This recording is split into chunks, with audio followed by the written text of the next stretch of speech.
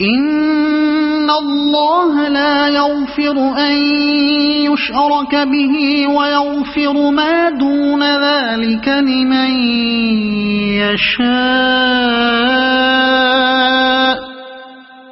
ومن يشرك بالله فقد ضل ضلالا بعيدا۔ اللہ کے ہاں بس شرک ہی کی بخشش نہیں ہے، اس کے سوا اور سب کچھ معاف ہو سکتا ہے جسے وہ معاف کرنا چاہے۔ جس نے اللہ کے ساتھ کسی کو شریک ٹھہرایا وہ تو گمراہی میں بہت دور نکل گیا۔ اللہ کے ہاں اس رکوع میں اوپر کے سلسلہ کلام کو جاری رکھتے ہوئے ارشاد ہوا ہے کہ اپنی جاہلیت کے طیش میں آ کر یہ شخص جس راہ کی طرف گیا ہے وہ کیسی راہ ہے، اور صالحین کے گروہ سے الگ ہو کر جن لوگوں کا ساتھ اس نے اختیار کیا ہے وہ کیسے لوگ ہیں۔ يدعون من دونه إلا إناثا وإن يدعون إلا شيطانا مريدا۔ وہ اللہ کو چھوڑ کر دیویوں کو معبود بناتے ہیں، وہ اس باغی شیطان کو معبود بناتے ہیں۔ شیطان کو اس معنی میں تو کوئی بھی معبود نہیں بناتا کہ اس کے آگے مراسم پرستش ادا کرتا ہو اور اس کو الوہیت کا درجہ دیتا ہو۔ البتہ اسے معبود بنانے کی صورت یہ ہے کہ آدمی اپنے نفس کی باغیں شیطان کے ہاتھ میں دے دیتا ہے اور جدھر جدھر وہ چلاتا ہے ادھر چلتا ہے، گویا کہ یہ اس کا بندہ ہے اور وہ اس کا خدا۔ اس سے معلوم ہوا کہ کسی کے احکام کی بے چون و چرا اطاعت اور اندھی پیروی کرنے کا نام بھی عبادت ہے، اور جو شخص اس طرح کی اطاعت کرتا ہے وہ دراصل اس کی عبادت بجا لاتا ہے۔ لعنہ اللہ وقال لأتخذن من عبادك نصيبا مفروضا۔ جس کو اللہ نے لعنت زدہ کیا ہے وہ اس شیطان کی اطاعت کر رہے ہیں جس نے اللہ سے کہا تھا کہ میں تیرے بندوں سے ایک مقرر حصہ لے کر رہوں گا، یعنی ان کے اوقات میں، ان کی محنتوں اور کوششوں میں، ان کی قوتوں اور قابلیتوں میں، ان کے مال اور ان کی اولاد میں اپنا حصہ لگاؤں گا اور ان کو فریب دے کر ایسا پرچاؤں گا کہ وہ ان ساری چیزوں کا ایک معتدب حصہ میری راہ میں صرف کریں گے۔ وَلَأُضِلَّنَّهُمْ وَلَأُمَنِّيَنَّهُمْ وَلَآمُرَنَّهُمْ فَلَيُبَتِّكُنَّ آذَانَ الْأَنْعَامِ وَلَآمُرَنَّهُمْ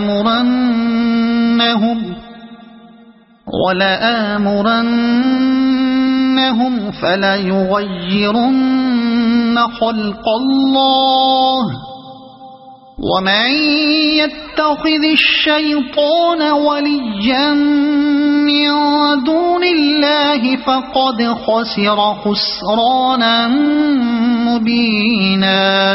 میں انہیں بہکاؤں گا، میں انہیں آرزوؤں میں الجھاؤں گا، میں انہیں حکم دوں گا اور وہ میرے حکم سے جانوروں کے کان پھاڑیں گے، اور میں انہیں حکم دوں گا اور وہ میرے حکم سے خدائی ساخت میں رد و بدل کریں گے۔ اس شیطان کو جس نے اللہ کی بجائے اپنا ولی اور سرپرست بنا لیا وہ صریح نقصان میں پڑ گیا، اور وہ میرے حکم سے جانوروں کے کان پھاڑیں گے۔ اہل عرب کے توہمات میں سے ایک کی طرف اشارہ ہے۔ ان کے ہاں قاعدہ تھا کہ جب اونٹنی 5 یا 10 بچے جن لیتی تو اس کے کان پھاڑ کر اسے اپنے دیوتا کے نام پر چھوڑ دیتے اور اس سے کام لینا حرام سمجھتے تھے۔ اسی طرح جس اونٹ کے نطفے سے 10 بچے ہو جاتے اسے بھی دیوتا کے نام پر پن کر دیا جاتا تھا، اور کان چیرنا اس بات کی علامت تھا کہ یہ پن کیا ہوا جانور ہے۔ اور وہ میرے حکم سے خدائی ساخت میں رد و بدل کریں گے۔ خدائی ساخت میں رد و بدل کرنے کا مطلب اشیاء کی پیدائشی بناوٹ میں رد و بدل کرنا نہیں ہے۔ اگر اس کا یہ مطلب لیا جائے تب تو پوری انسانی تہذیب ہی شیطان کے اغوا کا نتیجہ قرار پائے گی، اس لیے کہ تہذیب تو نام ہی ان تصرفات کا ہے جو انسان خدا کی بنائی ہوئی چیزوں میں کرتا ہے۔ دراصل اس جگہ جس رد و بدل کو شیطانی فعل قرار دیا گیا ہے وہ یہ ہے کہ انسان کسی چیز سے وہ کام لے جس کے لیے خدا نے اسے پیدا نہیں کیا ہے، اور کسی چیز سے وہ کام نہ لے جس کے لیے خدا نے اسے پیدا کیا ہے۔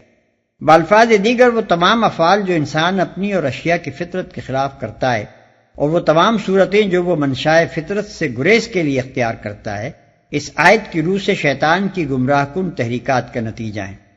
مثلاً عمل قوم لوط، ضبط ولادت، رہبانیت، برہم چرچ، مردوں اور عورتوں کو بانجھ بنانا، مردوں کو خواجہ سرا بنانا، عورتوں کو ان خدمات سے منحرف کرنا جو فطرت نے ان کے سپرد کی ہیں، اور انہیں تمدن کے ان شعبوں میں گھسیٹ لانا جن کے لیے مرد پیدا کیا گیا ہے۔ یہ اور اس طرح کے دوسرے بے شمار افعال جو شیطان کے شاگرد دنیا میں کر رہے ہیں، دراصل یہ معنی رکھتے ہیں کہ یہ لوگ خالق کائنات کے ٹھہرائے ہوئے قوانین کو غلط سمجھتے ہیں اور ان میں اصلاح فرمانا چاہتے ہیں۔ یعدہم ویمنیہم وما یعدہم الشیطان الا غرورا، وہ ان لوگوں سے وعدے کرتا ہے اور انہیں امیدیں دلاتا ہے، مگر شیطان کے سارے وعدے بجز فریب کے اور کچھ نہیں ہیں۔ وہ ان لوگوں سے وعدے کرتا ہے اور انہیں امیدیں دلاتا ہے۔ شیطان کا سارا کاروبار ہی وعدوں اور امیدوں کے بل پر چلتا ہے۔ وہ انسان کو انفرادی طور پر یا اجتماعی طور پر جب کسی غلط راستے کی طرف لے جانا چاہتا ہے تو اس کے آگے ایک سبز باغ پیش کر دیتا ہے۔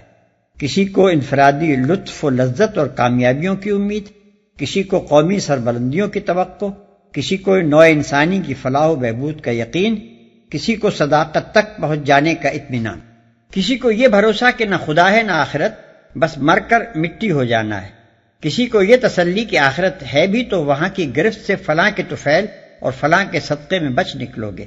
غرض جو جس وعدے اور جس توقع سے فریب کھا سکتا ہے اس کے سامنے وہی پیش کرتا ہے اور پھانس لیتا ہے۔ اولئک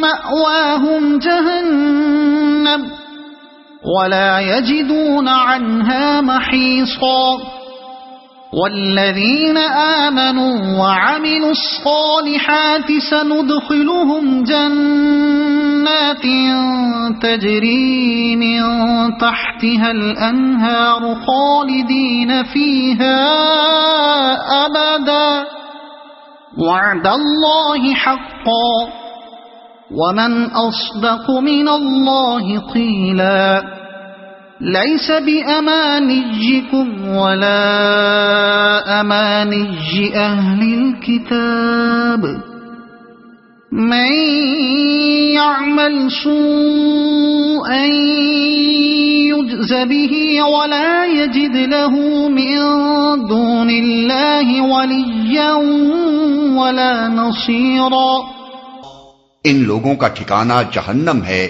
جس سے خلاصی کی کوئی صورت یہ نہ پائیں گے۔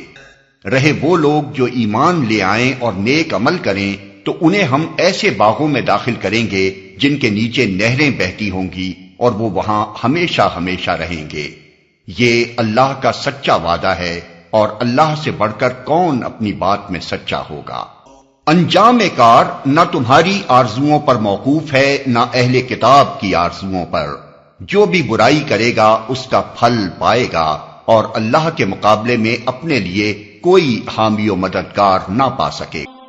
ومن يعمل من الصالحات من ذكر أو أنثى وهو مؤمن فأولئك يدخلون